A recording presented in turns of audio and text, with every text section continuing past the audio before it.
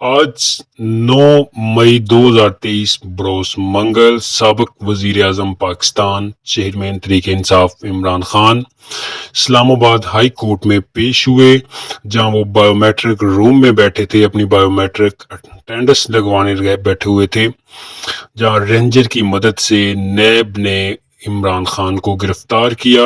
گرفتار کرنے کے فوراً بعد خان صاحب کو راولپنڈی منتقل کر دیا۔ راولپنڈی منتقل کرنے کے بعد وہاں ڈاکٹروں کے ایک میڈیکل بورڈ نے عمران خان کا طبی معائنہ کیا اور معائنے کے بعد خان صاحب کو نامعلوم مقام پر منتقل کیا گیا۔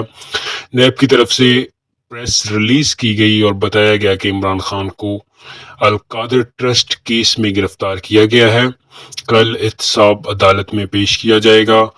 اور آپ کو بتاتا چلوں کہ نیب آرڈیننس کے قوانین کے تحت عمران خان کا ریمانڈ زیادہ سے زیادہ 14 دن کا ہو سکتا ہے۔ نیب کی ٹیم کل ریمانڈ طلب کرے گی، جبکہ عمران خان کے وکلاء ضمانت کی استدعا کریں گے۔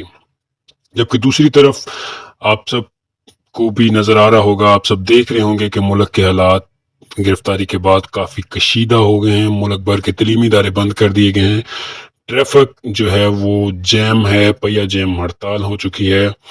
اور میں ان حالات میں سب کو یہی مشورہ دوں گا کہ وہ غیر ضروری سفر سے گریز کریں، گھر میں رہیں۔ اللہ ہم سب کا حامی و ناصر ہو۔ Thank you.